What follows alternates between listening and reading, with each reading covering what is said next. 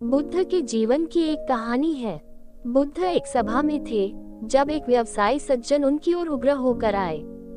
वह मानते थे कि बुद्ध कुछ गलत कर रहे थे क्योंकि बड़ी संख्या में लोग उनका अनुसरण करने को आकर्षित हो रहे थे। उस समय सभी ध्यान कर रहे थे और लोग शांत और चुप थे। उस व्यवसायी ने देखा था कि उसके बच्चे बुद्ध के साथ रोज बैठकर प्रतिदिन 2 घंटे ध्यान करते हैं। इस पर उसने सोचा, अगर उनके बच्चे इसके बजाय व्यवसाय में लगे तो वे और अधिक धन कमा सकते हैं और वे अधिक धनी बन पाएंगे।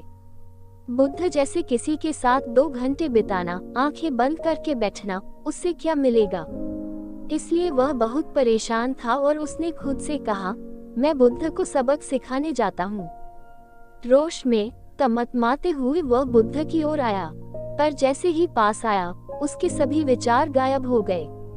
लेकिन क्रोध अभी भी था, वह कांप रहा था। उसने बुद्ध की तरफ थूक दिया। बुद्ध बस मुस्कुराए, लेकिन अन्य सभी शिष्य क्रोधित हो गए। वे प्रतिक्रिया नहीं दे सकते थे क्योंकि बुद्ध वहां थे।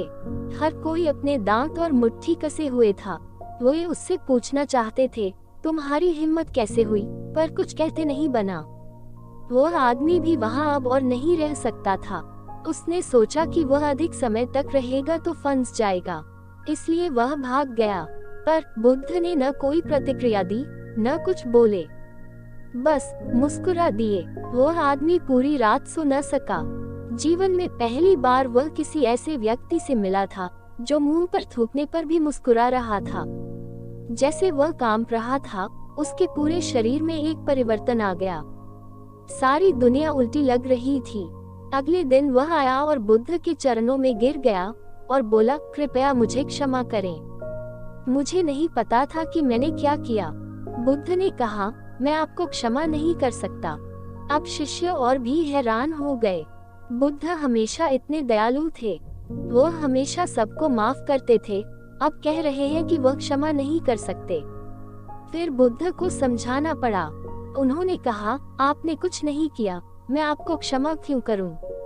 आपने क्या गलत किया है? उस व्यक्ति ने कहा, कल मैंने आपके मुंह पर थूका था। मैं वही व्यक्ति हूँ। बुद्ध ने कहा, ओह, जिस पर तुमने ये किया वह अब यहाँ नहीं है। अगर मैं उस व्यक्ति को मिला तो मैं आपको क्षमा करने के लिए कहूँगा। इस व्यक्ति के लिए जो यहाँ है, आपने कुछ गलत नहीं किया है। आपने कभी कुछ गलत नहीं किया है। पहले किसी को अपराधी बनाकर फिर कहना कि ठीक है, मैं तुम्हें क्षमा कर दूंगा, ये करुणा नहीं है। आपकी माफी ऐसी होनी चाहिए कि जिस व्यक्ति को माफ किया जा रहा है उसे पता भी न चले कि आप उसे माफ कर रहे हैं। उन्हें गलती के लिए दोषी भी महसूस नहीं कराना चाहिए। ये क्षमा का सही प्रकार है। अगर तुम उन्हें उनकी गलती को महसूस करा रहे हो तो इसका अर्थ है तुमने उन्हें माफ नहीं किया। गलती किए जाने या अपराध की भावना ही दंड है। अपराधी होने की भावना आपको सिर्फ खाती ही नहीं, निगल जाती है। ज्ञान आपको अपराधी भावना से दूर ले जाता है और ऐसी जगह खड़ा कर देता है जहां से आपको दुनिया दिखाई ही नहीं देती।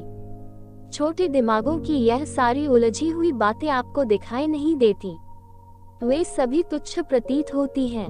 यही समाधि है। क्षमा भाव ईश्वरीय गुण है। यदि ईश्वर के और समीप जाना है तो क्षमा भाव को अपनाना होगा।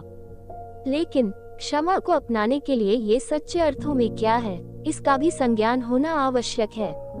इस गुण को यदि आप सच्चे अर्थों में धारण करते हैं तो आपके लिए समाधि के रास्ते खुल जाते हैं। निरंतर क्षमा भाव में रहना ही आपकी समाधि अवस्था है। समाधि जिससे आप प्रतिपल ईश्वर के और प्रिय बनते जाते हैं।